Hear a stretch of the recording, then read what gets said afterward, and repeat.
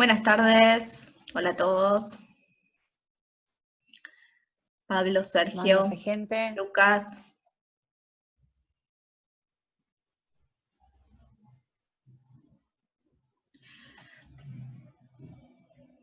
Les recordamos a todos, si nos quieren hacer preguntas, tenemos el botón de preguntas y respuestas o Q&A, depende de la versión que tengan de Zoom, como lo pueden ver. Y bueno, conversamos después por el chat.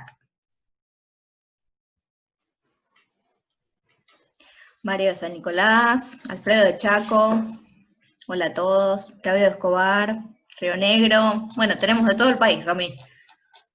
Madrid, estamos de donde queremos, todos lados. Viajamos a todos lados en cuarentena. Tal cual, eso es lo lindo. Llegamos. Y bueno, recuerden, uy, Cusco, Perú, buenísimo. Recuerden @rocker.ar, suban sus fotos, así estamos un poquito más cerca y podemos ver desde dónde están capacitándose con Rocker. Buenísimo. Bueno, ¿querés contarles, Romy, de qué vamos a hablar un poquito hoy? Sí, obvio. Bueno, mi nombre es Romina Vicioli, soy contadora pública graduada en la UBA. Hoy vamos a tratar el tema de monotributo, ¿sí? Tenemos un primer bloque de preguntas que tiene Pato armadas. Vamos a tratar el monotributo, si bien es un régimen simplificado, para que sepan todo, desde el comienzo de una alta, una inscripción, pasando por las ventajas y obligaciones que tiene el monotributista, hasta llegar a la baja, y el tema también actual de créditos para monotributistas. Perfecto. Vamos a probar, Pato, de compartir la pantalla. Dale. Ahí me puse.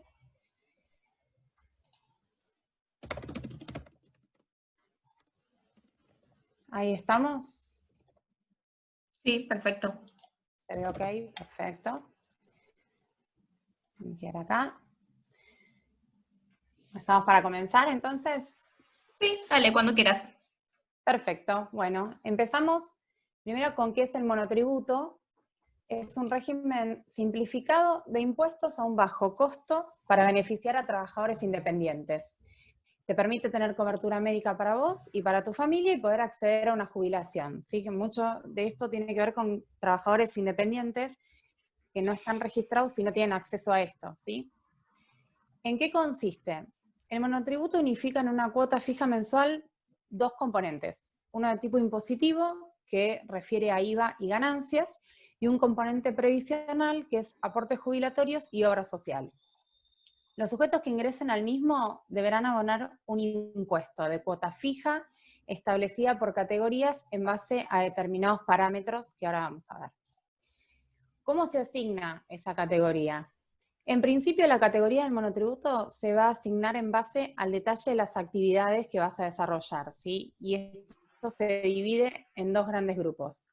Por un lado, prestación de servicios o locaciones, y por otro, venta de productos o lo que se denomina de cosas muebles. Se determina según los montos de facturación anual estimados, y si además la actividad se desarrolla en un local, se va a tener en cuenta la superficie afectada en metros cuadrados, el total anual de energía eléctrica consumida en kilowatts y el monto a pagar por alquileres anualmente. Esta es la escala vigente de categorías en monotributo desde enero del 2020. Tenemos esta categoría y en realidad, voy a cambiar acá, con esta categoría los años se actualiza. A ver si estoy de nuevo. ¿Volví? Sí, te escucho, pero no No se se ve ve. bien la presentación. A ver, ahí lo amplío de nuevo.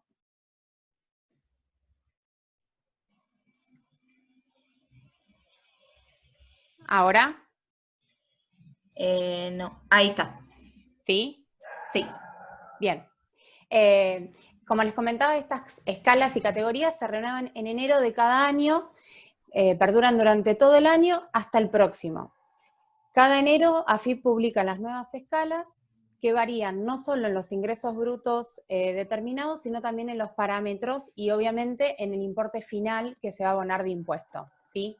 Ahí ustedes pueden ver que para las categorías que van desde la A hasta la H, son solo las que corresponden a locaciones de servicio, ¿sí? Sin embargo, para venta de cosas muebles, las categorías abarcan desde la A hasta la K. Vamos a ir viendo por ítems cada uno, ¿sí? Los ingresos brutos son anuales, ¿sí? Quiere decir que uno más o menos tiene que hacer un promedio, dividiéndolo por 12, del monto que puede facturar mensualmente. ¿Por qué digo más o menos y estimarlo? Porque en realidad no es un monto fijo de que yo no me puedo, si estoy en la categoría A, mover de facturar 17.000 por mes, ¿sí? Puedo ir facturando, quizás un mes facturo 5.000 y otro 20, y sin embargo me puedo seguir manteniendo en la misma categoría. La superficie afectada, energía eléctrica y alquileres, va a depender si la actividad uno la desarrolla en un local o no, ¿sí? Y para el caso de venta de cosas muebles, hay un máximo permitido de precio unitario de venta, que no puede superar los 29.119, ¿sí? Luego, el impuesto integrado se divide, dependiendo si es una locación y prestación de servicio o ventas. Sin embargo, el aporte jubilatorio y el aporte de obra social es el mismo para cualquiera de las actividades, e inclusive el aporte de obra social el mismo para todas las categorías.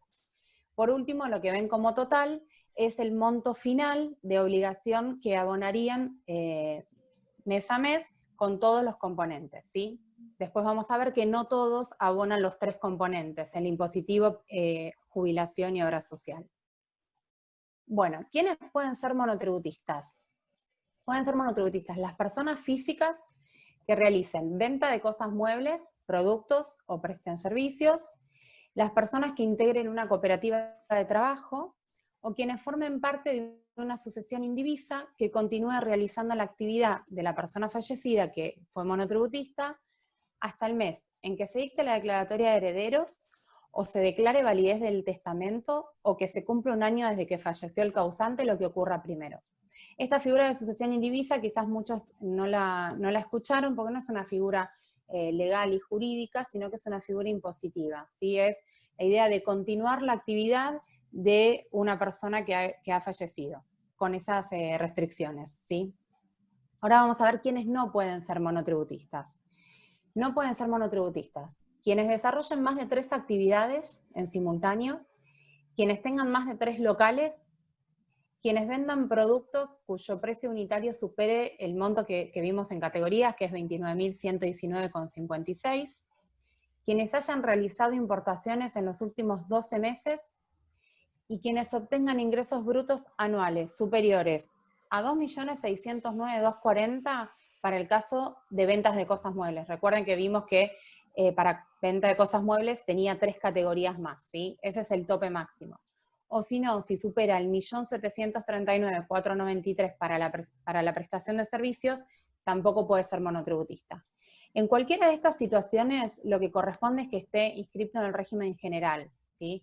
El régimen general implica autónomos, presentación de IVA y de ganancias. Vamos a continuar ahora con cómo inscribirnos en monotributo. Como primer paso, no sé, Pato, si tenemos respuestas al bloquecito de primeras preguntas. Las lanzamos. Dale. Como primer paso tenés que contar con clave fiscal y quit. Si no poseen quit, no hay problema, podés solicitarlo desde el servicio de inscripción digital. Muchos de estos servicios incluso se empezaron a hacer digital, sobre todo en la situación de pandemia. Y si no tenés clave fiscal o la olvidaste, vas a poder generarla también o recuperarla desde el mismo servicio, ¿sí?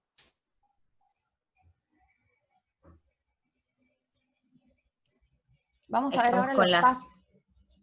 ¿Sí? Estamos con las respuestas. Sí, si quieres. Ah, perfecto. Bueno, vamos, si las tenés ahí, lo vamos viendo, no hay problema. Para la gente que está en Facebook, les comentamos, estamos haciendo unas preguntas en vivo. Una es, ¿sabes en qué consiste el monotributo? Esto que explicaba recién Romy.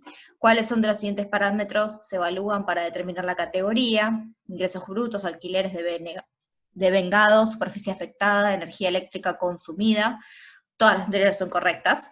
Y por último, al inscribirse en monotributo, no es necesario inscribirme en ingresos brutos si esto es verdadero o falso. Bien. Vamos a ver las respuestas. Vale, antes de avanzar con el alta. Ahí está. Bien, la mayoría está en tema con monotributo. ¿Cuáles son de los siguientes se evalúan para determinar la categoría? Bien, todas las anteriores son correctas, la mayoría. Y al escribirme no es necesario escribirme en ingresos brutos. ¡Ay, qué Estuvo más complicada! peleado. ¡Qué complicada! Me encanta que esté dividido. Bueno, ahora vamos a tratar sobre ese tema. Bueno, empezamos a tramitar el tema del alta de monotributo, ¿sí? ¿Qué tenemos que saber para el alta de monotributo? Por empezar, ¿qué tipo de monotributo vamos a llevar adelante? Las actividades, los aportes jubilatorios y la obra social. Vamos a ahondar en cada uno de estos temas. Para el tipo de monotributo, depende. Puede ser trabajador independiente, es el más común, ya sea que vendés productos o prestás servicios, tengas o no empleados. Independiente respecto de la actividad, ¿sí? Porque vos podés trabajar en relación de dependencia y ser monotributista, en cuyo caso solo vas a abonar el componente impositivo. Por otro lado, el tipo de monotributo puede ser porque seas miembro de una cooperativa, ¿sí? En este caso la cooperativa tiene que estar registrada en AFIP. Si tus ingresos anuales no superan los 96.000 pesos, no vas a abonar el componente impositivo. También tenemos un tipo de monotributo que es el trabajador independiente promovido. Si realizás una sola actividad y si cumplís con ciertos requisitos, pagás solamente el 5% de lo que factures en el mes y ese dinero se destina directamente a tus aportes jubilatorios. No ahondamos en los requisitos porque la realidad, igualmente están en la página de AFIP, todos los requisitos, son varios y se tienen que dar de manera concurrente y es muy poco frecuente este tipo de figura. Después, hace poco tiempo está lo que se denomina, relativamente poco tiempo, el monotributo social, que es un régimen pensado para sectores de bajos ingresos económicos. Si bien lo mencionamos, esto no se gestiona mediante AFIP como el otro, sino que se debe tramitar ante el Ministerio de Desarrollo Social. Después hay un régimen simplificado que es especial, que está destinado a pequeños productores agrícolas para determinadas actividades específicas y que la misma sea su única fuente de ingreso. Y por último, el monotributo provincial. Esto es un sistema unificado destinado a monotributistas de las provincias de Mendoza, Córdoba, San Juan, Jujuy y Río Negro que estén alcanzados por el impuesto sobre los ingresos brutos, porque para estas jurisdicciones permite abonar en ambos impuestos un único pago. Ahora vamos a andar también con el tema ese de la pregunta de si correspondía o no ingresos brutos o si con monotributo ya está. Una aclaración, monotributo, como dijimos, el componente impositivo que tiene, que es ganancia de IVA, son regímenes son impuestos nacionales, ¿sí? No provinciales. Ingresos brutos corresponde a la jurisdicción provincia. Entonces, una cosa no te exime de la otra, ¿sí? Después veremos el régimen y todo que corresponde, pero en este caso, para estas provincias nada más, si además estás en ingresos brutos, vas a poder abonar todo junto en tu cuota de monotributo. Ahora vamos a actividades. Vas a tener que elegir la actividad que vas a desarrollar, ¿sí? Si tenés dudas, en la página de AFIP hay un listado y un buscador de actividades que vos podés ir buscando por palabras claves. De todas maneras, les diría que es como la parte más, sí, de hilar más finito sobre eso, porque esa actividad muchas incluyen algo, pero no tienen que, dejan afuera otro, entonces a veces te tenés que inscribir en una actividad principal y podés inscribirte en otra secundaria que complemente, ¿sí? Y un tema a mencionar es que esta actividad que vas a desarrollar adicionalmente tendrá el impacto que corresponda a nivel jurisdicción provincial, ¿sí? Para ingresos brutos, de acuerdo a este código de actividad, cada código provincial tiene su alícuota y su régimen sobre si está grabado, exento o no, ¿sí? Después vas a tener que elegir la fecha a partir de la cual vas a comenzar a ser monotributista y a partir de cuándo empezás como monotributista y a partir de cuándo vas a desarrollar la actividad. Vas a tener que completar el detalle de facturación estimada, ¿sí? Y en este caso, en caso de desarrollar la actividad en un local, los parámetros solicitados, ¿sí? Que dijimos, superficie afectada, energía eléctrica y alquileres. Siempre cuando es en una inscripción de monotributo, uno hace un estimado, ¿sí? Uno cuando empieza a trabajar en una actividad no sabe realmente si anualmente va a llegar a facturar eso, ¿sí? De todas maneras, como después vamos a ver, vamos a tener que recalcular esos parámetros para ver si seguimos encuadrados en esa categoría. Así que como inicio, por lo general, un estimado está bien. Vamos al tema de aportes jubilatorios.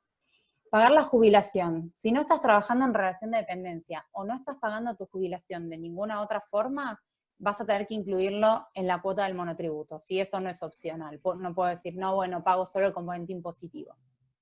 Si trabajas en relación de dependencia, en este caso, ni la jubilación ni la obra social van a estar incluidas en tu cuota del monotributo, dado que las provee tu empleador, si es lo que ves en los aportes que te realiza tu empleador y las retenciones en tu sueldo. Otra de las opciones es que quieras ser monotributista, pero ya sea jubilado. Acá hay una particularidad. Si estás jubilado por la ley actual, vas a tener que pagar los aportes. La ley actual igualmente es la que son jubilados a partir de julio del 94. Si estás jubilado por leyes anteriores, no tenés que pagar aportes. De todas maneras, en ninguno de los casos vas a pagar obra social porque tenés PAMI, ¿sí? Y por otro lado, otra de las figuras puede ser que aportes a una caja previsional, ¿sí? De determinadas profesiones. En ese caso no tenés que pagar ni jubilación ni obra social. Bueno, vamos ahora al tema obra social. Tenés derecho y obligación de elegir y de pagar tu obra social, ¿sí? Esto dependerá de las condiciones vistas en aportes jubilatorios recientes, ¿no? Que hay casos donde no tenían que pagar obra social. Las obras sociales no son todas, vos vas a poder elegir entre las que estén previstas para monotributistas y autónomos. Esto se puede consultar desde la página de la Superintendencia de Servicios de Salud. Este es un tema, para serles sincero, bastante conflictivo, porque si bien uno entra a la superintendencia y ve un listado enorme de obras sociales de sindicatos que aceptarían monotributistas y autónomos, muchas de ellas, cuando uno quiere finalizar el trámite, que después vamos a ver que el trámite final se realiza en la obra social, no los toman, ¿sí? Por situación de crisis, porque están excedidos o lo que fuere, y la superintendencia te dice que debería hacerlo, entonces asesórense bien en cuál quieren inscribirse, si están tomando monotributistas o no. De todas maneras se puede modificar después, si eligieron una que no toman, pueden después elegir otra y modificarla. Y por último van a poder incorporar familiares a su cobertura, pagando una adicional por cada herente. Recuerden que cuando vimos las categorías, el componente de obra social era 1041, para el titular, ¿sí? Por cada adherente van a pagar 1041 de más. Podrás optar también por unificar aportes con tu cónyuge, para el cual deberán tener la misma obra social. Eso también puede ser. Muchas veces el cónyuge tiene una obra social y a su vez, además de los aportes, pagan aparte un diferencial, pueden redireccionar el aporte y abonar menos, ¿sí? Este trámite igual también es en la obra social. ¿Qué hacer luego del alta? Como mencionaba recién, si pagas la obra social con tu monotributo, deberás finalizar el trámite en la obra social seleccionada para concretar el alta, como así también para derivar aportes si correspondiera. Por otro lado, cuando terminan con la inscripción, les va a emitir un formulario, que es una declaración jurada de salud 397, y la tienen que presentar en una oficina de ANSES. Esto lo que les permite es que ante un eventual accidente, que la obra social cubra los gastos médicos, ¿sí?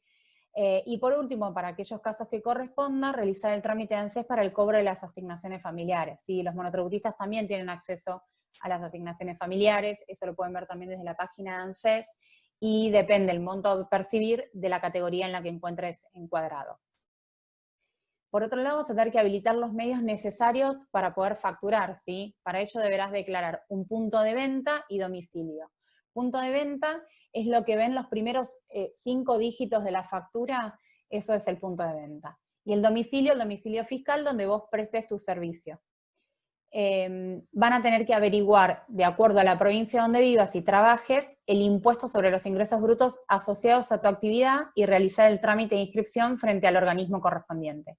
A esto apuntaba la última pregunta que hicimos, donde si con estar inscripto en monotributo ya no tenía que inscribirme en ingresos brutos, como vimos recién, no, porque el monotributo es a nivel nacional e ingresos brutos es provincial.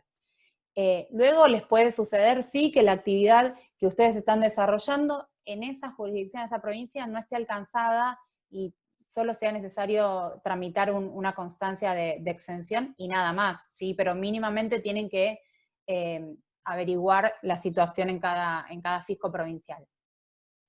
Ventajas del monotributo. Pato, podemos ir con el segundo bloque de preguntas acá, así nos vamos adelantando. Perfecto. Las ventajas del monotributo son que en una cuota fija sola vos cubrís las obligaciones impositivas y previsionales, ¿sí? Los ingresos como monotributistas no están alcanzados por IVA ni por ganancias, ¿sí? Está todo incluido en la cuota mensual. Esto es importantísimo porque IVA y ganancias además tienen liquidaciones mensuales IVA y ganancias anuales en base a lo que se factura, ¿sí? En cambio, como monotributista, factures 10.000 o 50.000, vas a pagar el mismo monto de tu categoría, ¿sí? O de la categoría donde te encuentres inscrito por los montos, pero no va a modificarse de acuerdo a tu facturación.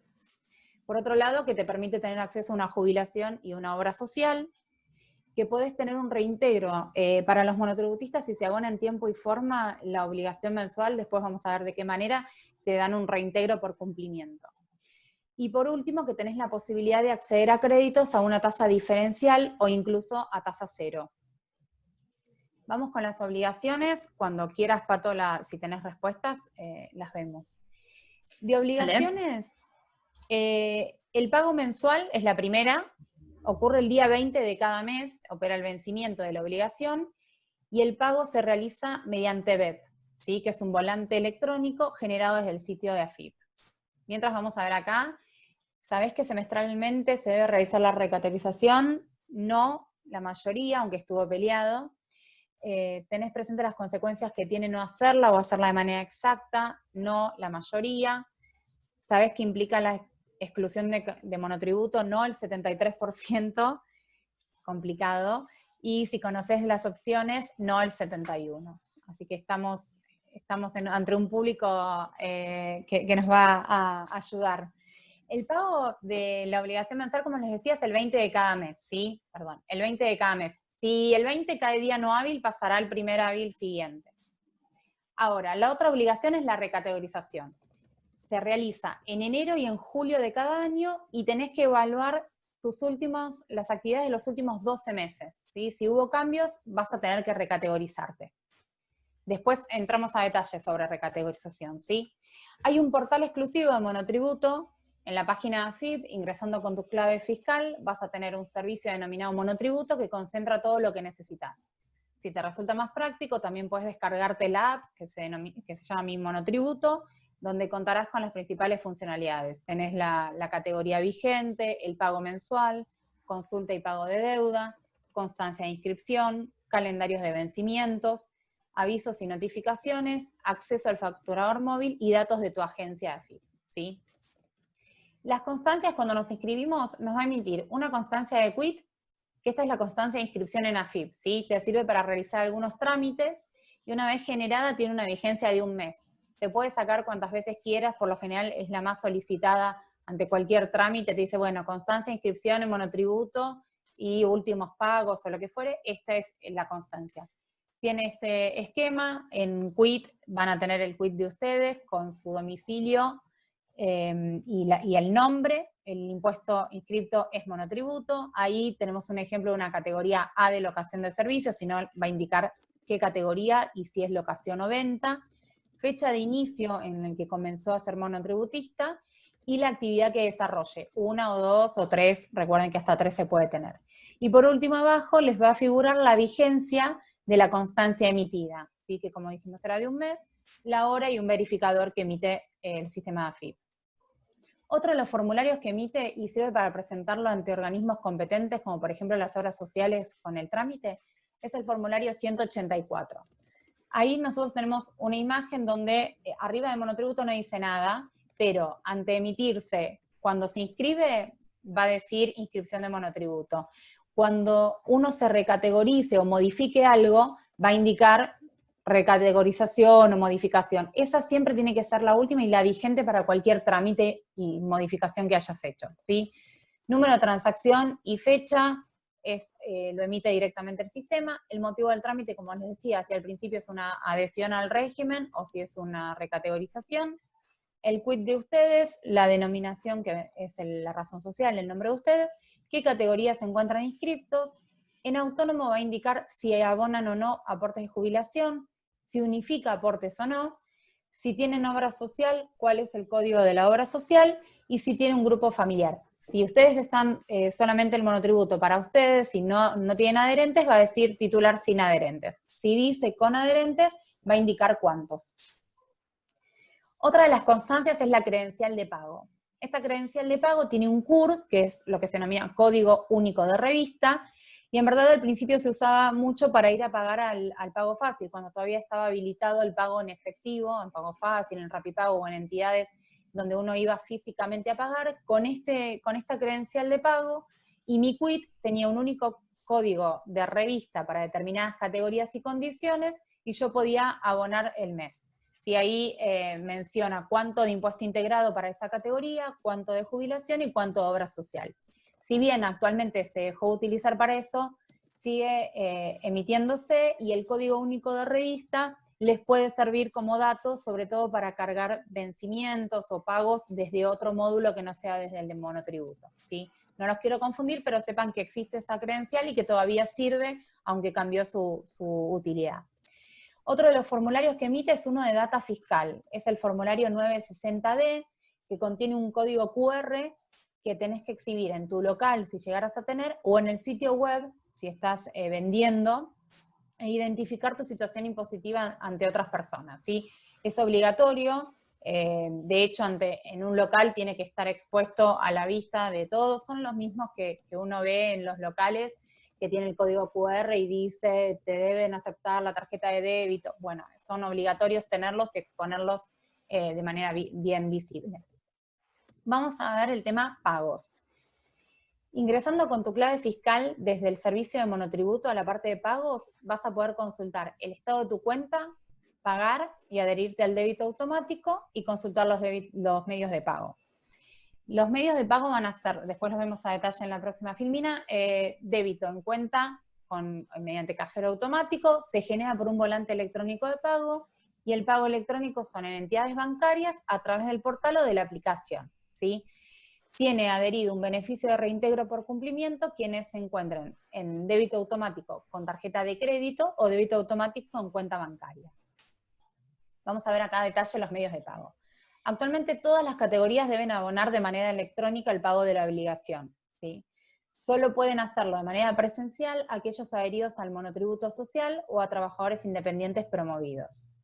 Se puede hacer por home banking o cajero automático, ya sea por RedLink o Banelco, con un débito automático en tu cuenta bancaria, pagarlo con la tarjeta de crédito de manera manual o adherirlo al débito automático. Recuerden que esas últimas dos opciones de adhesión a débito te genera un reintegro por cumplimiento. Ahora vamos a tratar el tema facturación. Actualmente todas las categorías deben emitir una factura electrónica, ¿sí? Excepto los adheridos al régimen de trabajador independiente promovido. Vas a poder facturar desde la página AFIP mediante el servicio de comprobantes en línea o desde la aplicación de facturador móvil, ¿sí? Recordá para esto que deberás habilitar el punto de venta en función de la modalidad de facturación que elijas, ¿sí? Es necesario contar con clave de seguridad 3. No sé si vieron que cuando ustedes ingresan, la clave fiscal arriba de todo dice el nivel de seguridad que tiene, ¿sí? Esos distintos niveles de seguridad depende de cómo fuera otorgada esa clave fiscal y te permiten acceder a algunos servicios o no, ¿sí? Ahora de todas maneras, también con esto de la pandemia, a veces uno ante el recupero de clave mediante un cajero automático, por ejemplo, si uno tenía clave de seguridad 3, al recuperarla de esa manera bajaba 2, y esto ahora se modificó a que se siga manteniendo en 3 para evitar tener que ir a la agencia. Tipos de comprobantes. Los comprobantes que emite un monotributista son de tipo C, excepto que emitan ticket, porque también otra de las facturaciones que puede haber es controladores fiscales, sí, pero es para otro tipo de grupo, pero sí puede haber monotributistas que estén obligados a emitir con un controlador fiscal, en cuyo caso van a emitir un ticket. Remitos de tipo R, comprobantes de tipo E para operaciones de exportación. Si ustedes siendo monotributistas pueden exportar al exterior, lo único que tienen que hacer es servicios o ventas, pero tienen que emitir un comprobante de tipo E. Validez. Los comprobantes tendrán efectos fiscales frente a terceros si cuentan con un CAE, que es un código de autorización electrónica, se genera de manera automática y son para aquellos comprobantes electrónicos, y CAI, ¿sí? El CAI es un código de autorización de impresión. Esto era para los talonarios en papel que se tramitaban mediante imprenta y debe respetar la fecha de vencimiento. La realidad es que si bien ya no se emite más, la mayoría, como decíamos antes, todos están obligados a emitirlo electrónico, también existen lo que se denomina documentación de respaldo, ¿sí? También ante un eventual corte de luz o algo que yo no puedo facturar en línea, debiera recurrir a un talonario de respaldo. Vamos a detallar cómo es la facturación en línea, así que es la más común hoy por hoy. Ingresás con tu quit y tu clave fiscal y te vas a dirigir al servicio de comprobantes en línea. Lo primero que te va a aparecer es un titulito con el nombre tuyo, seleccionás en el contribuyente y te va a desplegar el siguiente menú.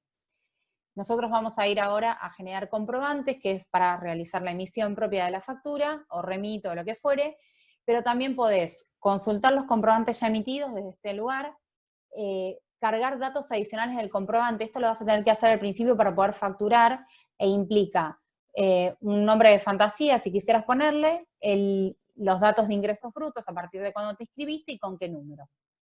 El ABM puntos de venta, que es de donde vas a tener que habilitar el punto de venta para la facturación, y el resto son para esas actividades específicas y son liquidaciones de lechería, tabaco, hacienda y carne y azúcar, ¿sí?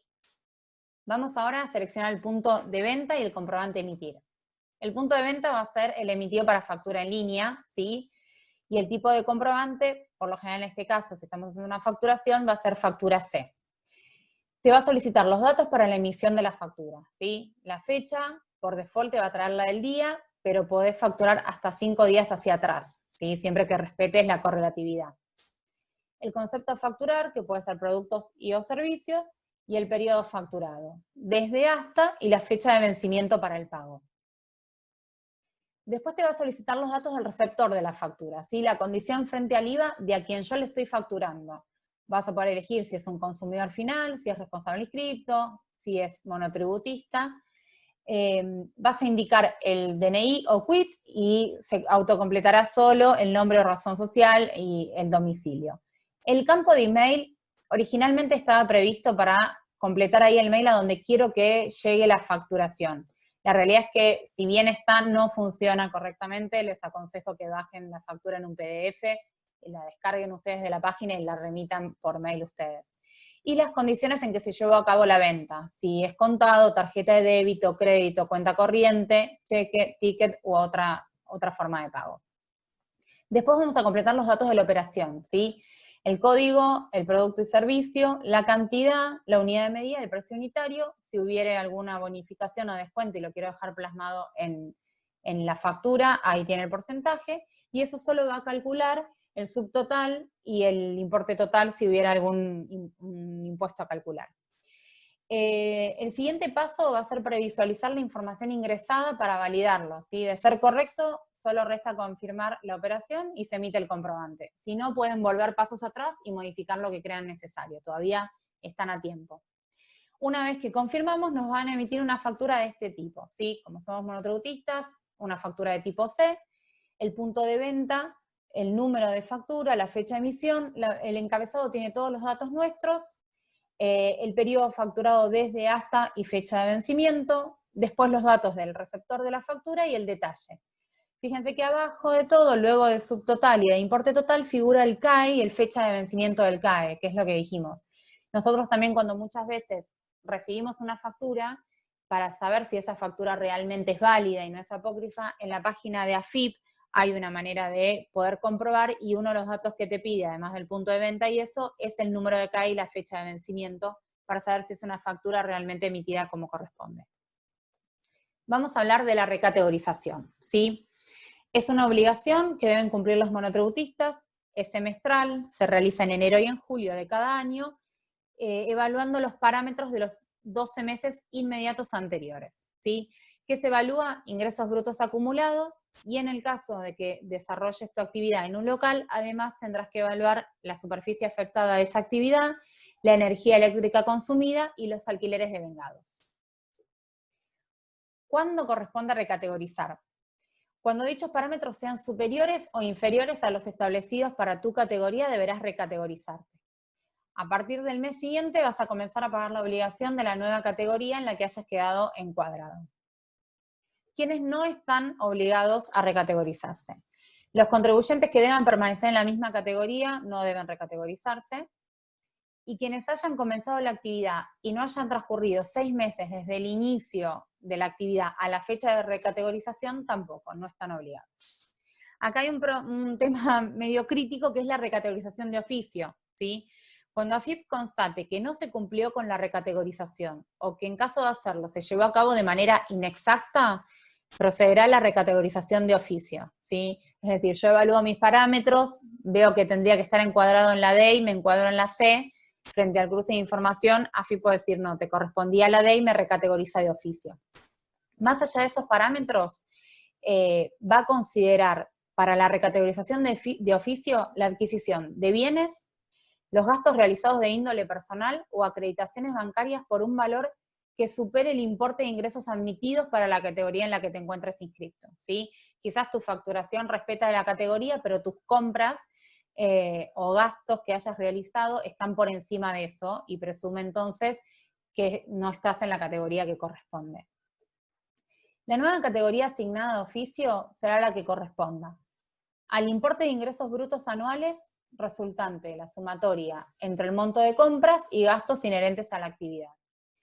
La que corresponda al monto de los bienes adquiridos y los gastos de índole personal realizados, o al de las acreditaciones bancarias detectadas, sumándole un 20% o 30% a dicho valor, ¿sí?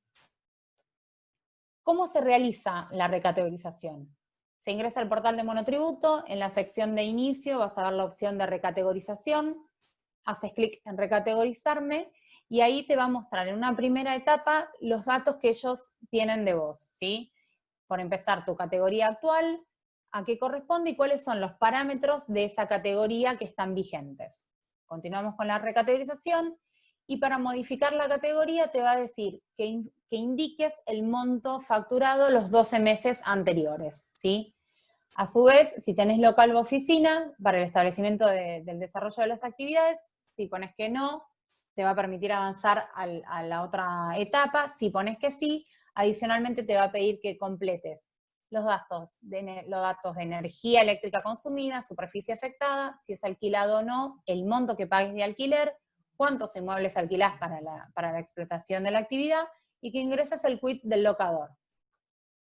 El paso siguiente dependerá si tenés monotributo unificado o no. ¿Sí? Lo que vimos antes, que en determinadas provincias, si tenés el monotributo unificado, cuando llegues al paso final, te va a preguntar también si prestás actividad más de en una jurisdicción y todo. El paso final va a ser mostrarte en qué categoría debieras quedar encuadrado en base a los datos que vos fuiste completando, ¿sí?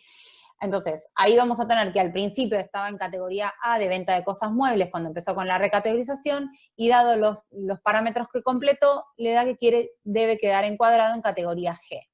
Ahí les va a repasar cuánto es el monto que ahora van a empezar a pagar. El impositivo, jubilación y obra social, y este caso para los últimos dos conceptos es porque era de monotributo unificado, ¿sí? Si no, con los primeros 3 conceptos ya está. Una vez que le damos confirmar categoría, nos va a emitir una nueva credencial de pago con un código único de revista, con el monto total a pagar final. Vamos a ver algunos ejemplos de recategorización. Esto es un caso de prestación de servicios sin local, inscripto en categoría A, persona humana, es un sujeto, tiene locación y prestación de servicios, sus ingresos devengados son 210.000, y como la categoría A llegaba hasta 208.000, por más que no tenga local ni nada, te dice, de acuerdo a los parámetros, te corresponde recategorizarte a la categoría B. Este tiene prestación de servicios con local, es inscrito en categoría B, ¿sí? 210.000, superficie afectada 60, kilowatt consumidos 4.500 y alquileres devengados 50.000, ¿sí? ¿Qué pasa? Si bien para los ingresos brutos está dentro de la categoría, superó alguno de los otros parámetros y corresponde la categoría C. Eso es importante que lo tengan en cuenta tanto al momento de inscribirse como de recategorizarse. En el caso de no contar con local es fácil porque solo depende de los ingresos brutos. Pero en los casos que tengan local, con superar cualquiera de los 4 parámetros, ya te deja inscrito en la siguiente, ¿sí? No es que, bueno, tengo uno y en 3 estoy en esta categoría, ese 1 que sobresalga de esa categoría ya te excluye de la misma, ¿sí? Vamos a ver el caso de ventas de cosas muebles sin local inscripto en categoría B. Persona humana con venta de cosas muebles, 210.000 en categoría B, estoy dentro de lo facturado, no tengo local, con lo cual en principio está bien que esté encuadrado en categoría B. Sin embargo, cuando me preguntan mi precio unitario máximo de venta, son 30.000. Como vimos al principio, no podían superar el importe de los 29.000, por lo tanto este parámetro me excluye de monotributo, ni siquiera me excluye de la categoría B o me salta a otra categoría, ¿sí? Después vamos a ver en profundidad esto cuando veamos exclusión. Otro de los casos es venta de cosas muebles sin local inscrito en categoría K, ¿sí? El límite de la categoría. El límite eran 2.600.000 y los ingresos brutos de vengados fueron 2.700.000. Por más que el precio unitario de venta que llevo son 19.000 y estoy dentro de los parámetros, me pasé de facturación y es otro motivo de exclusión de monotributo. Venta de cosas muebles con local, inscripto en categoría K, 2.500.000 de ingresos, estoy dentro de la categoría, superficie afectada 200 metros cuadrados, estoy ok, 2.000 de energía eléctrica, sin embargo, en alquileres puse 340.000 y pese a respetar el precio unitario de venta y todos los otros parámetros, como los alquileres de vengados anuales superan el máximo requerido y estoy en el máximo de la categoría, me excluyen de monotributo. Ahora vamos a hablar los motivos de la exclusión. Cuando los ingresos obtenidos de las actividades superen el límite máximo establecido. Cuando los parámetros físicos o monto de alquileres superen los máximos establecidos, lo que hablábamos recién, ¿sí? Cuando el precio unitario de venta supere los 29.119,56. Cuando se adquieran bienes o se realicen gastos de índole personal por un importe incompatible con los ingresos declarados y en tanto no se encuentran debidamente justificados. Ojo con esto porque los cruces bancarios sobre todo son los más fáciles de detectar. Cuando se registran depósitos bancarios debidamente depurados por un importe igual o superior al monto máximo establecido. Quienes hayan realizado importaciones para su posterior comercialización los últimos 12 meses, quienes realicen más de 3 actividades simultáneas, quienes posean más de 3 unidades de explotación, y si estás incluido en el registro público de empleadores con sanciones laborales, también es motivo de exclusión. Por otro lado, cuando realices prestaciones de servicios y te hayas categorizado como si realizaras ventas, también es motivo de exclusión. Cuando hayas realizado operaciones sin haberlas facturado, o cuando el importe de compras y gastos inherentes a tu actividad en los últimos 12 meses totalicen una suma igual o superior al 80% de los ingresos máximos establecidos para la categoría H, en el caso de ventas muebles. Y el 40% de los ingresos máximos establecidos para la categoría K en la primera y H en la segunda, en el caso de prestación de servicios. De todas maneras, esto después va a quedar subido, más que nada porque los números y los parámetros uno no tiene presente todo, así puede hacer las cuentas para ver cuándo está encuadrado y cuándo no. Formas de exclusión. Formas de exclusión, principalmente hay dos. Una que puede ser derivada de cruces informáticos y sistémicos, y la otra que puede ser de fiscalizaciones presenciales. Ambas tienen los mismos efectos, lo que cambia es el procedimiento en que se llevan a cabo. Y el efecto puede ser retroactivo o sin efecto retroactivo. Sin efecto retroactivo, lo único que tienen que hacer para regularizar es, a partir de ese momento que se cumple la exclusión, es comenzar a tributar como el régimen general. El problema es cuando tiene efecto retroactivo, ¿sí? La fecha de la exclusión puede retrotraerse a meses o incluso años anteriores, dependiendo de cuándo haya ocurrido el hecho que generó la exclusión, ¿sí? Mientras sea un periodo no prescripto, pueden ir para atrás hasta ese momento. En estos casos, el contribuyente, además de comenzar a operar bajo el régimen general, deberá regularizar su situación desde la fecha a la que se haya retrotraído la exclusión. Deberá realizar las presentaciones y abonar los tributos correspondientes más los respectivos intereses, ¿sí? Es la más gravosa de las exclusiones porque se hace muy costoso. El contribuyente, las consecuencias son que el contribuyente no podrá optar nuevamente por el monotributo hasta después de transcurrido 3 años de sucedido el hecho. Deberá adecuarse al régimen general, esto implica presentar declaraciones juradas mensuales de IVA, en el caso de corresponder, y anuales de impuesto a las ganancias. y comenzar a abonar la obligación mensual como autónomo, ¿sí? Ya no más como monotributista. ¿Qué se puede hacer ante una exclusión? Hay dos alternativas: aceptar la decisión y regularizar la situación, o apelar la decisión del fisco. Si fue con una fiscalización presencial, a partir de la intimación se cuenta con 10 días de plazo para apelar a la decisión. Si provino de controles sistémicos, a partir de la notificación en el domicilio fiscal electrónico se cuenta con 15 días de plazo. Para el caso de apelar la decisión, les aconsejo verlo con un abogado de derecho tributario y con un contador, porque no es fácil la apelación ante el fisco. Ahora vamos a hablar de baja de monotributo. La baja se puede realizar en cualquier momento. La baja puede ser por cese. Si fue solicitada por cese de actividades, decidís volver a la actividad, después podés inscribirte nuevamente. Ojo, porque muchos a veces dicen, bueno, no trabajo más, lo dejan ahí, y la realidad es que eso sigue generando deudas si vos no notificás la baja, ¿sí? He tenido casos que tienen deudas que no saben porque creían haber tramitado la baja. Otra de las bajas es la automática, que es cuando se registra en impago, durante 10 meses se generará la baja automática, ¿sí? Podés reingresar, pero previo debes regularizar la deuda. No necesariamente contado, ya con el hecho de meterlo en un plan de pago, podés volver a inscribirte. Actualmente, en realidad, hasta mayo habían suspendido, en el marco de la pandemia, las bajas automáticas por falta de pago en mayo, ¿sí? Veremos si para junio lo prorrogan también. Después está la baja por renuncia. Si renunciás al monotributo para ir al régimen general, no podés reingresar al régimen de monotributo hasta dentro de 3 años calendarios completos. Y lo mismo, como vimos antes, para la baja de exclusión, pero además estás obligado a inscribirte en el régimen y a comunicar la exclusión dentro de los 15 días hábiles siguientes. Ahora vamos al tema de créditos para monotributistas, ¿sí? Siendo monotributistas puedes acceder a un crédito a tasa cero. El mismo se accede desde la página web de AFIP y se prorrogó el plazo hasta el 30 de junio del 2020. También hay sociedades de garantías recíprocas y entidades bancarias que están ofreciendo préstamos para monotributistas a una tasa del 24%. En estos casos la CGR Garantizar tiene los requisitos. Depende también de cada entidad bancaria, están dando hasta 300.000 pesos, y sobre todo porque ahora vamos a ver quiénes pueden acceder al crédito tasa cero, pero muchas veces quienes no pueden, es una tasa, el 24 sigue siendo una tasa diferencial respecto de un préstamo personal común. Crédito tasa cero. Los requisitos es ser monotributista inscrito en cualquier categoría, si no hay limitante acá.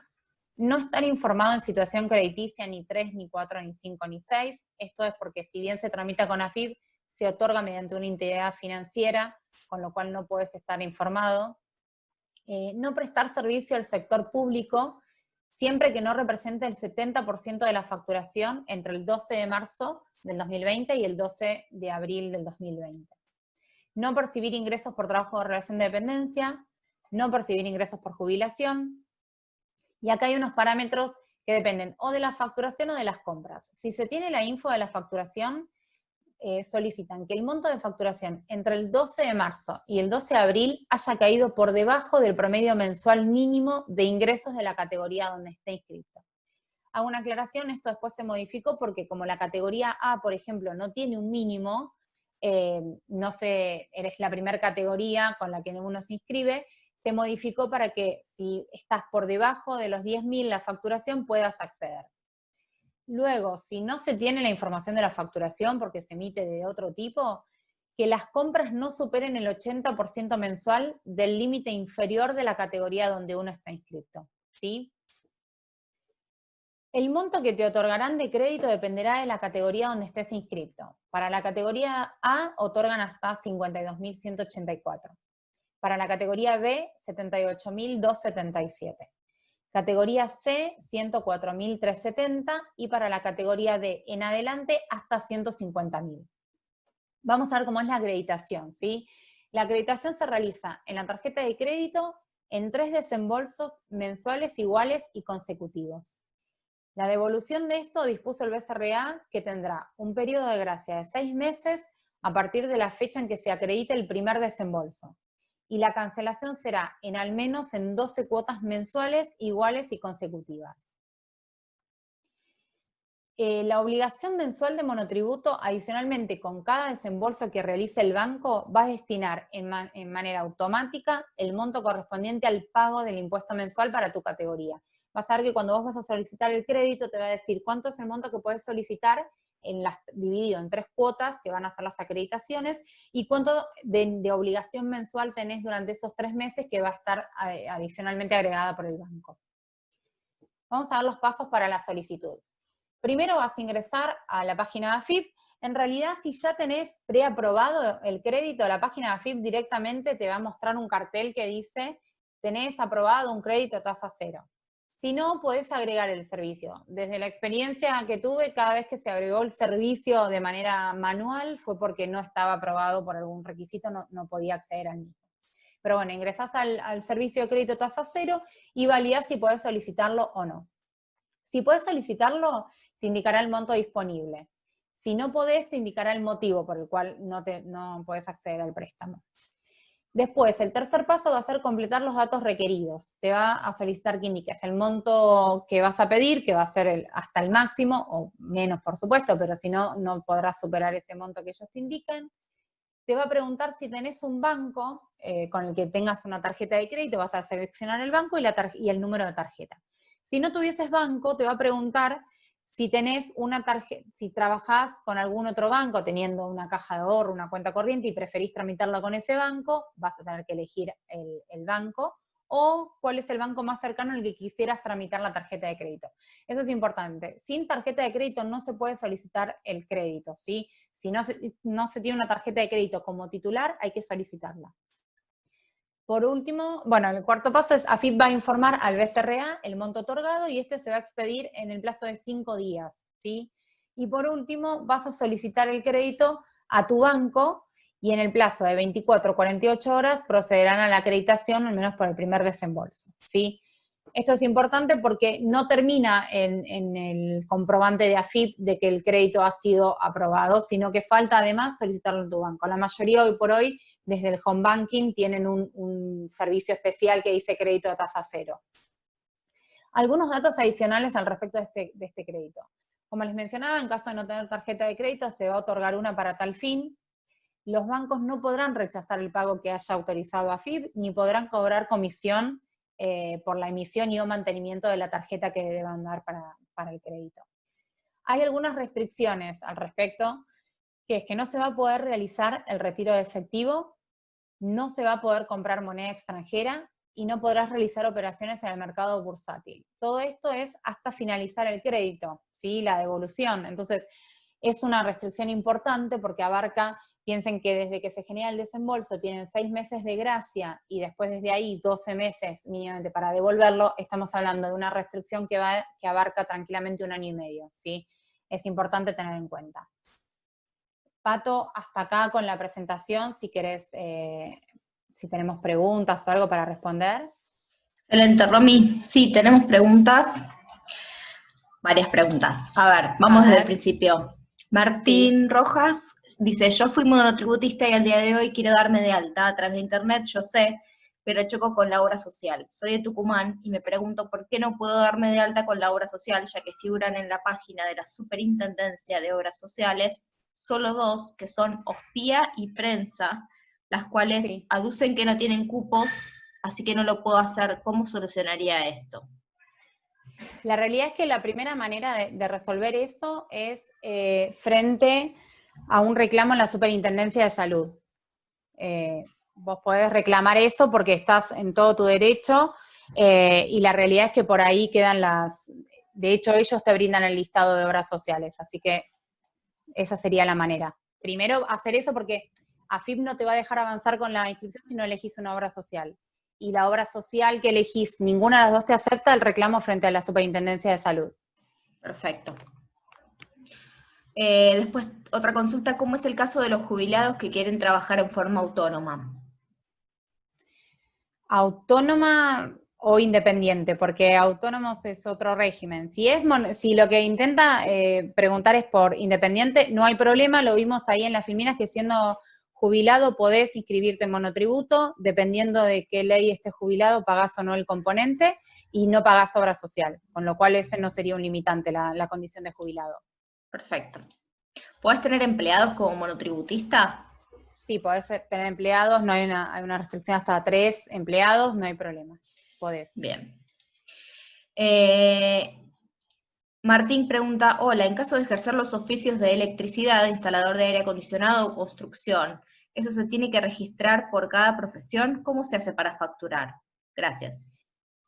En realidad, la profesión lo que vas a tener que hacer es buscar por el listado de actividades que vimos que están en AFIP, que es un buscador, vos ahí vas a poner por palabra electricista, eso te va a aparecer una serie, primero básicamente va a ser en servicios y después te va a aparecer por los tipos de profesiones. Te va a ir desplegando como abriendo árboles con información y vos ahí vas a poder seleccionar.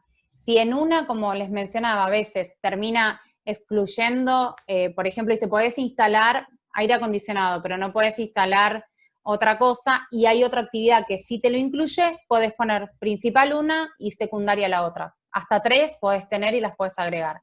Y Y se para pueden, facturar... perdón, Sí, perdón. No, tiene no. otra pregunta, ¿se puede ampliar? O sea, hoy se puso como instalador, por ejemplo, eléctrico. Se ¿Puede, no puede sé, modificar, mañana ponerse con, agregar puede otra actividad? ampliarse, Bien, se puede agregar siempre que haya hasta 3. El limitante es 3. Lo otro perfecto. que se puede hacer es modificarlo, ¿sí? Decir, bueno, yo ahora no hago más esta actividad y voy a hacer esta, porque esta ya no la estoy haciendo, o quizás no es tanto, no es mi principal, se puede modificar. Toda modificación se puede realizar en monotributo, empieza a correr siempre desde el momento que indiques, que puede ser el mes en curso o el mes siguiente, y no hay problema, pero siempre con el limitante de 3 actividades, porque más de 3 te va a dejar excluido del monotributo. Y facturación, preguntaba también él, en el caso de él sería tranquilamente una facturación en línea o desde el facturador móvil, siguiendo los pasos que están en la presentación, no hay problema. Perfecto. André pregunta, ¿se puede tener monotributo por servicio y por ventas? Sí, No se sé a qué puede, se... seguramente, sí, se puede, lo que pasa es que seguramente como difieren los montos, lo que te termina pasando es que vas a pagar el más caro, ¿sí? Al principio el impuesto integrado difiere por categoría si haces locación o si haces ventas, y se puede, el sistema te lo permite, son actividades diferentes y te lo permite. Acá en Mar del Plata para monotributo social te dan el CUR y pagas en Banco Nación o Pago Fácil. Voy al banco porque Pago Fácil hubo una estafa y perdió confianza acá en Mar del Plata. Pago mensualmente en Mar del Plata. ¿Está desactualizado el sistema acá? No, en realidad no es que esté desactualizado. Creo que lo debe preguntar porque todavía se puede abonar presencial. Si es por eso, monotributo social está excluido de abonarlo electrónico, lo debe abonar presencial. Lo que sí puede que pase a veces, porque la pregunta esa puede venir por dos lados. Uno, porque todavía le permiten que sea presencial y es porque tiene un monotributo social. El problema con pago fácil muchas veces es que ese CUR, que es el código único de revista que vimos antes, tiene un monto que si no tienen actualizadas las bases, puede que te estén cobrando de otros meses donde el valor era otro y a vos te quede registrando como una deuda. Eso puede ser que pase y a veces las entidades no tienen actualizada la base, eso sí. Pero siendo Perfecto. social puede tranquilamente en efectivo. ¿Cómo se realiza una moratoria? Uy, tenemos otra pregunta Otro para otro. tema, otro webinar.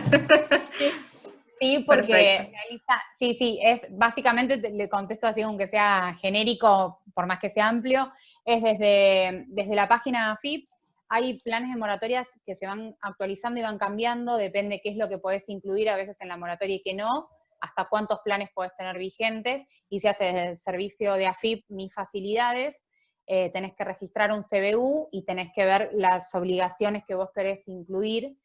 Ahí te va a indicar un mínimo de cuota y un máximo de plazo. Se evitarán todos los meses del CBU que declarás. Perfecto.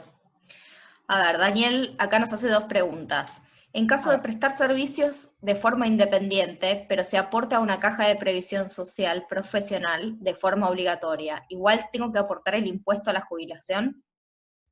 No, el impuesto a la jubilación no. Es el ítem que lo vimos ahí en una de las filminas de la presentación cuando hablamos de jubilación. Si vos estás pagando por otro medio, lo de jubilación no lo pagas en el componente. tenés que indicar cuando vos haces el alta como no aportante porque estás en una caja previsional y eso ya te lo calcula solo el sistema, te lo quita. Perfecto.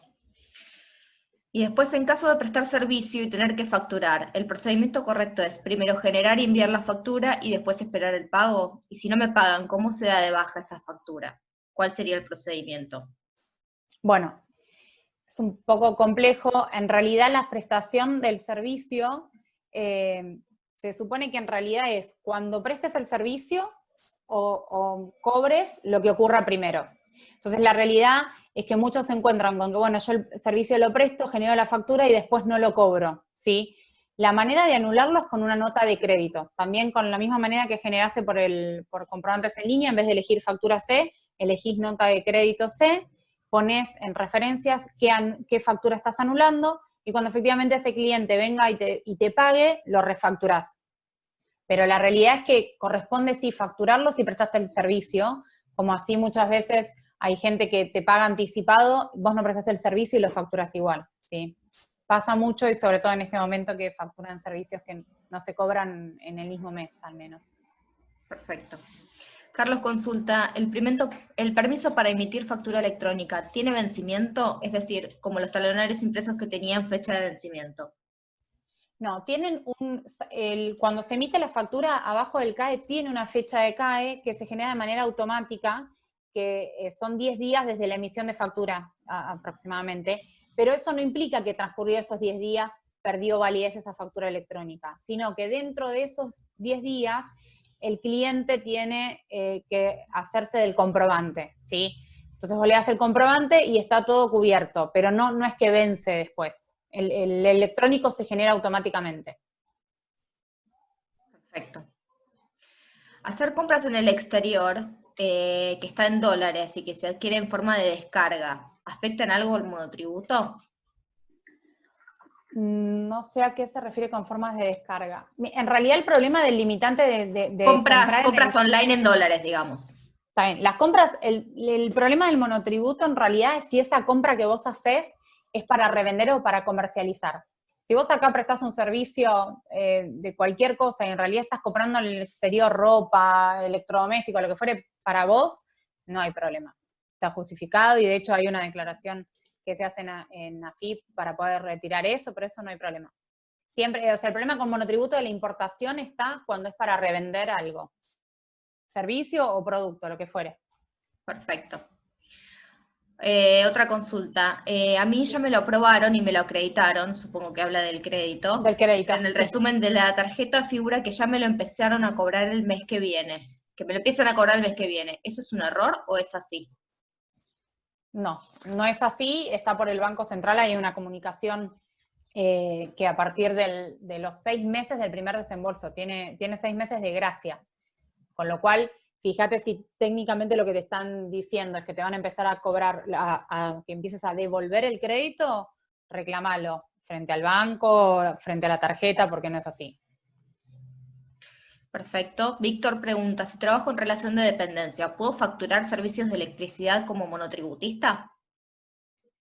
Sí, no hay problema. Dependiendo, en realidad, sí hago un asterisco ahí por las dudas, depende de qué trabajes en relación de dependencia, porque muchas veces cuando estás en empresas que por ahí vos prestas el mismo servicio, por una cuestión de código de ética, se supone con la empresa que no debieras prestar servicios por fuera de la misma actividad. Si no estás limitado por eso, si vos estás trabajando como administrativo y a la vez querés hacer servicios como electricista, no tenés ningún problema.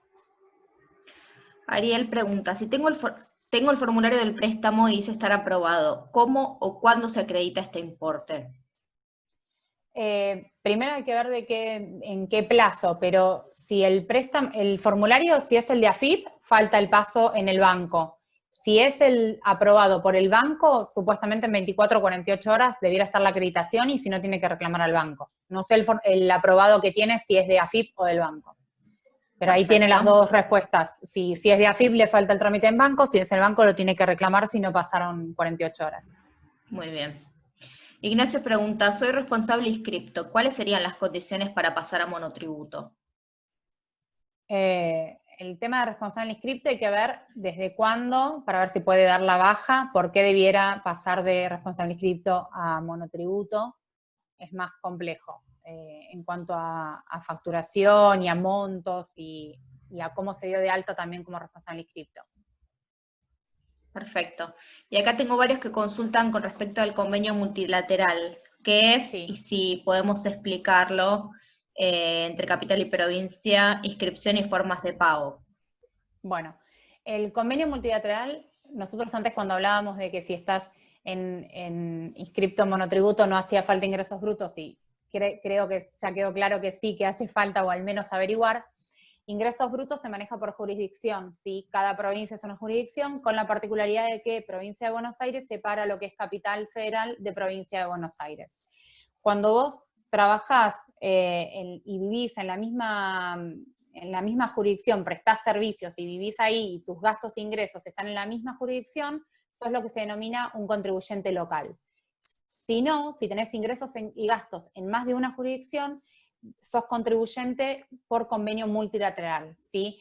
Esto, dependiendo de la actividad, lleva una declaración jurada anual, se reasignan de acuerdo a tus gastos e ingresos en cuántas jurisdicciones estés, y se realiza la inscripción en convenio. Esto es la misma base, la misma facturación, dividida según un coeficiente que se determina, en qué jurisdicción se ingresa determinado impuesto. Algo más, porque decían varias cosas de convenio, o sea, era eso. Espérame que la saqué. Igual creo que respondí que era qué significaba. Inscripción y forma de pago. Sí, en capital sí. y provincia de Buenos Aires. Está bien.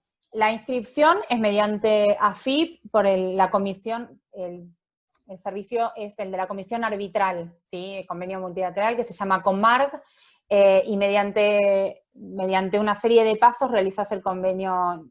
La verdad, no es tan sencillo convenio, pero sí podrías realizarlo desde ahí.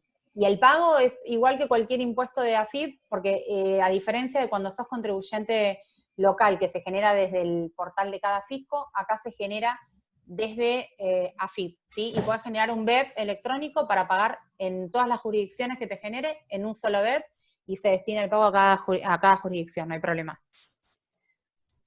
Perfecto. Bueno, y acá tengo algunas consultas de Facebook. Bueno, algunas ya las fuiste respondiendo a medida que avanzabas en la presentación. Acá Jessy pregunta, para generar el BEP, para pagar por home banking, ¿lo puede generar uno o lo hace la contadora? No, lo puede generar uno, tranquilamente. Lo puede generar uno. Perfecto. Y para la liquidación de ingresos brutos, para saber cuánto hay que pagar, ¿también lo puede hacer uno? Ingresos brutos, la realidad es que es más complejo. Monotributo solo, tranquilamente lo podría llevar el contribuyente. De hecho, AFIP tiene guías paso a paso para seguirlo y poder hacer solo, y prescindir de un contador si se quiere. Ingresos brutos tiene más complicaciones, tanto si fuese local, ni hablar si es convenio multilateral, sobre todo porque depende de cada código provincial, ¿sí? Y no todos tienen ni las mismas actividades, ni la misma alícuota, ni el mismo régimen. Perfecto. Y acá Gabriel Argañarás nos pregunta, hola, ¿es obligatorio tener al menos un talonario de boletas físico para monotributo? Algunas actividades sí, la realidad es que depende.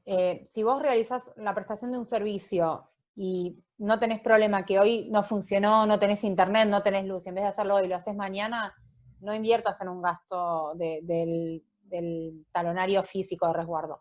Eso está más que nada cuando tienen locales a la calle, cuando es a consumidor final, cuando después no tenés para darle al contribuyente y te queda sin facturar eso, la realidad es que tenés que tener un respaldo y debieras facturarlo con el manual, con el talonario. Perfecto. Y Leonel pregunta, tengo el talonario de facturas físicas vencidas porque realizo facturación electrónica.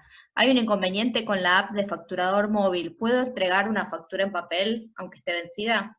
No, porque la factura en papel, como vimos ahí en facturación cuando mencionamos CAE y CAI, el CAI si está vencido no tiene validez la factura.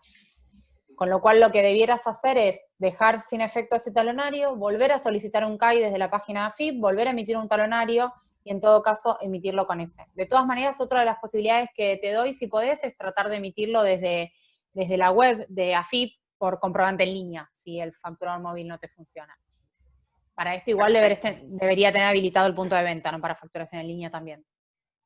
Y Pablo pregunta, el 28 de febrero venció mi contrato de trabajo y AFIP me rechazó el crédito por cobrar sueldo como empleado. ¿Qué puedo hacer? En realidad eso tenés que ver cuándo quedó registrada la baja. Es algo similar a cuando ANSES rechazaba los IFE por no tener actualizada la base.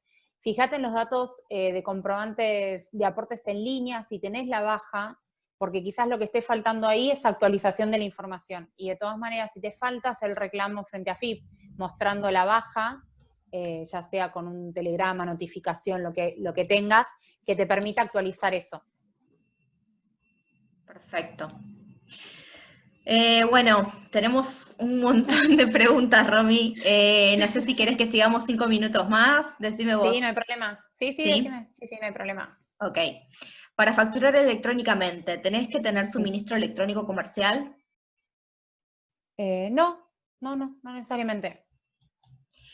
A ver. Para instalador eléctrico o de aire acondicionado, ¿puede ser monotributo social? El monotributo social depende, en realidad, no creo que estés encuadrado. Fíjate en la página del Ministerio de Desarrollo están los requisitos, porque no es solo el nivel de facturación, sino también la actividad. Perfecto. A ver, si contrato a un monotributista para servicios, ¿puede vincularse a relación laboral encubierto? ¿Cómo se cubre un responsable inscripto de contratar a un monotributista para determinado servicio? ¿Qué tema? A ver, muchas veces el monotributo se utilizó mucho tiempo, e incluso se utiliza, para encubrir una relación laboral, de una relación de dependencia, porque de esa manera quien lo contrata evita tener los gastos de aportes y todo eso que conlleva un empleado a cargo. De todas maneras, si no es el caso, lo que se puede hacer es un contrato de servicio entre partes donde quede respaldado que si todos los meses él te está facturando, en realidad es porque él te está prestando un servicio y lo contrataste, ¿sí? Que quede respaldado que no es una relación encubierta.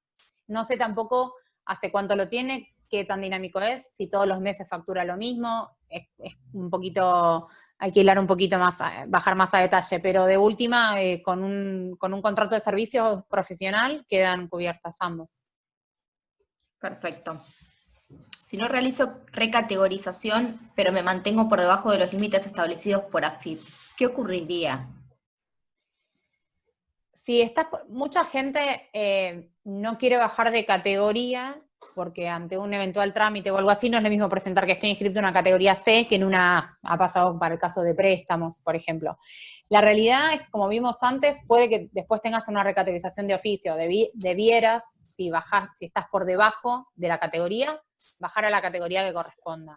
Esa es en principio la realidad. Lo que te puede pasar también es que al margen de la facturación, de acuerdo a los gastos o adquisición de bienes, otra cosa, también estés recategorizado de oficio.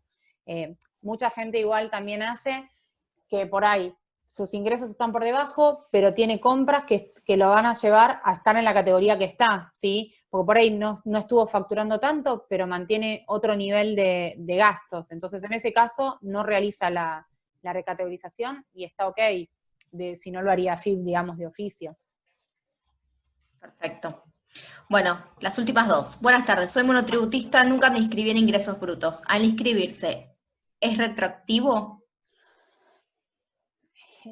Para regularizar hacia atrás, en realidad el alta es hacia adelante, salvo que si nunca te llegó ningún requerimiento, nada, también debieras averiguar si tu actividad también está grabada para inscribirte o no, o si lo que necesitas es una inscripción un certificado de exención.